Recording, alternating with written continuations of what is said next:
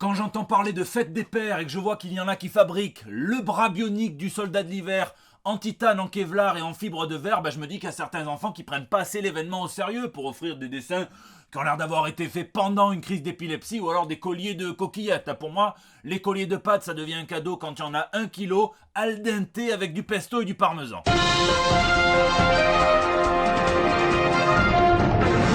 Hein? J'ai la rage parce que mon fils m'a pas offert d'omnibus? Ouais, carrément. Ouais, l'année dernière, je l'ai laissé tranquille parce que je pense qu'il était trop jeune.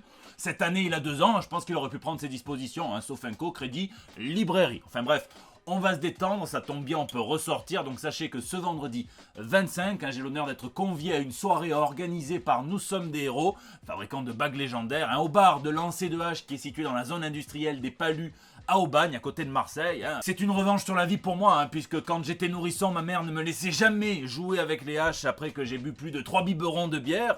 Tiens maman, ça c'est pour toi. Et puis il y aura un petit peu de magie, j'animerai un quiz, enfin il y aura plein de choses. On va surtout un petit peu tous se retrouver, ça va faire du bien, puisque ici, votre fidèle commis des comics, vous êtes dans l'émission qui fait le tour de l'actu de l'industrie du comic book et de tous ses dérivés, c'est le 302e JT Comics. Ça pue le mytho la série Loki, s'il y avait vraiment une TVA et des gardiens du flux temporel sacré, j'aurais pas bugué pendant 20 minutes sur un TikTok où on voit Avril Lavigne et Tony Hawk dans la même vidéo. Non, là on s'est pris tous 20 ans dans la gueule, donc sans plus attendre, passons tout de suite aux news de la semaine.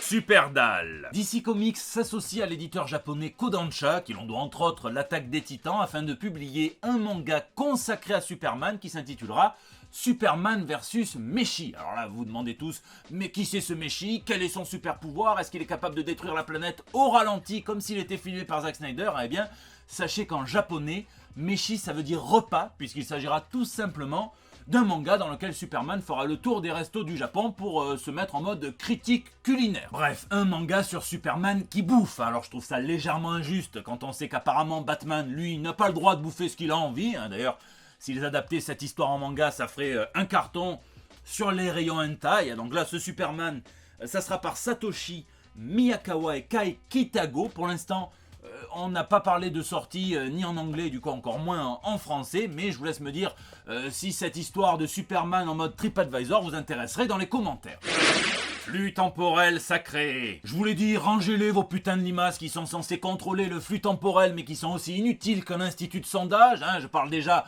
quand même un petit peu de cette première photo qu'on a vue de Michael Keaton de retour en Bruce Wayne qui nous ramène 30 ans en arrière. J'ai beau faire le mec, oui mais quand même lisez les comics et tout. Quand j'ai vu ça, j'étais aussi excité que le Joker après être passé à Monsieur Bricolage. Mais même dans les comics, puisqu'en ce moment chez Marvel on est en plein Heroes Reborn, le second du nom, le premier, je vous l'ai déjà dit, c'était un crossover d'il y a 25 ans. Et puis là on nous promet dans le futur de retourner dans un genre de Moyen-Âge avec une mini-série en 6 épisodes dont le principe de base est assez intriguant, puisqu'on nous dit que les héros vont s'unir et on sait d'emblée qu'ils vont perdre. Le pitch de base de tous les joueurs de tennis français à Roland-Garros. Après, on sait que dans les comics, c'est beaucoup de die et énormément de retry. C'est par monsieur Tom Taylor et Iban Koyo qui nous promettent des versions un petit peu différentes, des personnages que l'on connaît déjà. Ils ont déjà teasé. Vous avez entendu ?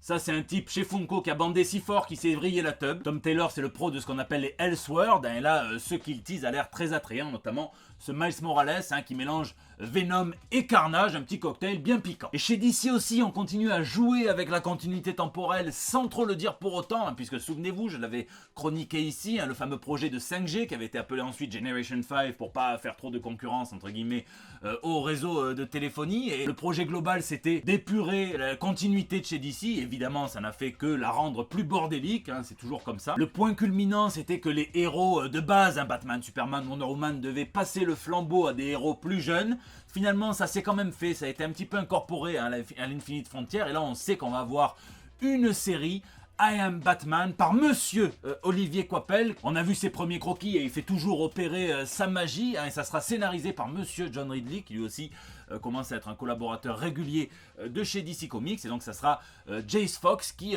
prendra le manteau, la cape pour protéger Gotham City. Donc ça sent la pure tuerie, la pure dinguerie, donc vous imaginez bien que quand j'ai vu que DC relançait une mini-série en 6 épisodes sur Black Manta, je m'en suis un petit peu tamponné l'arrêt. Par contre, pour retrouver un petit peu ses repères temporels, DC s'apprête à sortir un numéro spécial d'Halloween où tous les Teen Titans vont se mettre autour du feu et se raconter des histoires de peur, des histoires terrifiante. Ça s'appelle Are You Afraid of the Dark Side? Ce jeu de mots n'aurait pas marché avec Thanos, par exemple. En attendant, moi, la couverture de Dan Heap me plaît beaucoup. Et puis même chez les comics indépendants, ça devient n'importe quoi, puisque le dessinateur Ben Temple Smith a annoncé le retour de Warren Ellis aux affaires. Alors si Warren Ellis revient et qu'en plus c'est pour terminer des comics, vraiment il y a tout qui part en couille. Là il s'agit de Fell, donc on n'avait plus revu depuis la fin des années 2000, et c'est l'histoire de cet inspecteur de police qui est muté dans un quartier de la ville qui est une espèce de zone de non-droit, dans lequel eh bien, même les nonnes se mettent des masques de Richard Nixon pour taguer les murs. Là-bas, les flics intègres sont aussi rares que les personnes qui n'ont pas encore partagé ce putain de même Star Wars qui se répand plus vite que la shot-piste dans un bordel malfamé. C'est une tuerie comme Warren Ellis sait si bien les écrire. Alors évidemment, on va pas faire semblant d'ignorer les multiples accusations de harcèlement moral, harcèlement sexuel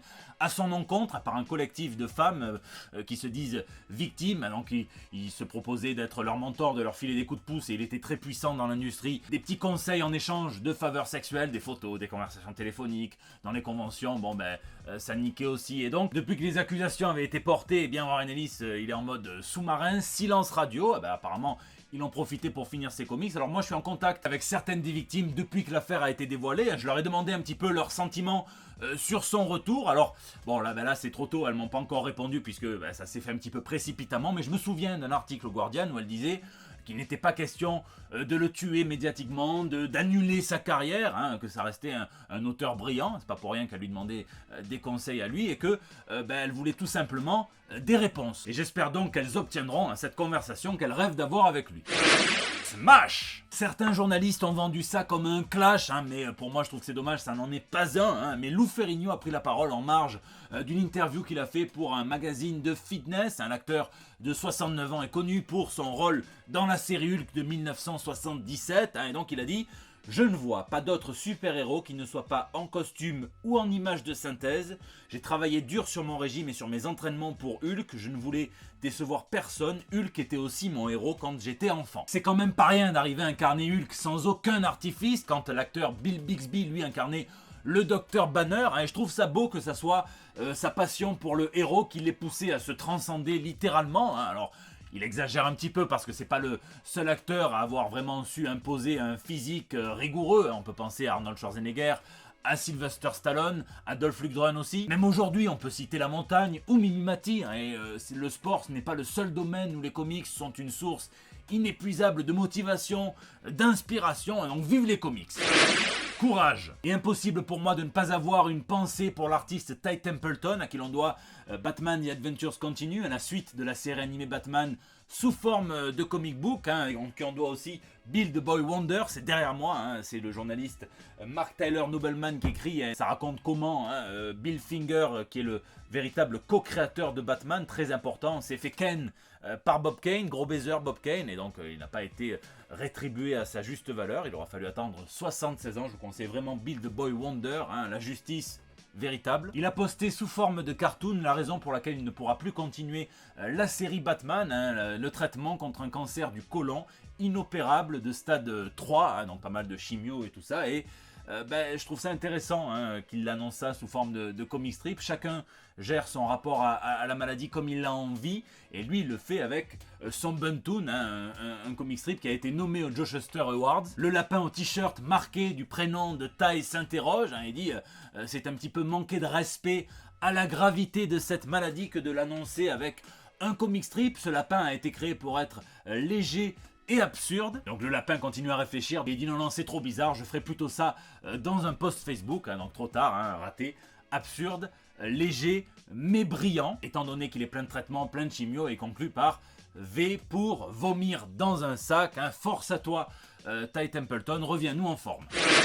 Lisez et lisez, et en ce moment, vu que le mercredi ça rime avec Comi et Loki, j'ai eu envie de lire des comics de Loki, puisque le regarder c'est bien, mais le lire c'est encore plus kiffant, donc notamment cette série, surtout celle-ci, Voter Loki par Christopher Hastings, Langdon Foss et Paul McCaffrey, dans laquelle Loki se met tout simplement en tête de faire la course à la Maison Blanche. Il veut devenir président des États-Unis. Il faut savoir que j'adore la satire politique, d'autant plus quand elle est actuelle, puisque j'ai comme l'impression que c'est très très dur d'en faire à l'heure actuelle où la politique réelle est encore plus satirique que n'importe quoi qu'on puisse inventer. C'est pas mal du tout, je vous le conseille. Il y a un petit coup de mou au milieu du récit, mais le final est très intéressant. Et puis bon, je vous avoue qu'il n'y a pas que le dieu de la malice, qu'il y a des plans secrets. Moi j'avoue que j'espère que ça peut peut-être, si jamais vous voulez de la bonne satire politique, un sas pour suivre une autre élection, celle qui se déroule dans Transmétropolitane, que je vous conseille vraiment, lisez Transmet, avec...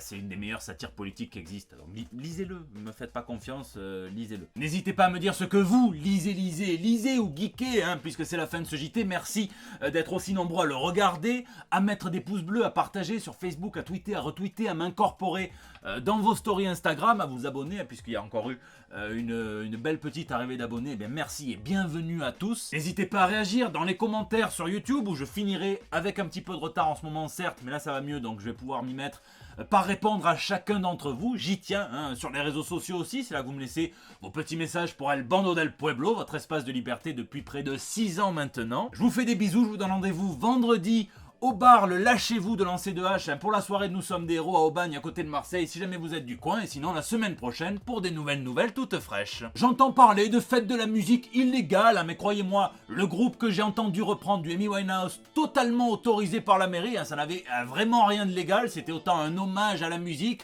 que ce que l'Aïd est un hommage aux moutons. On t'oublie pas, Amy.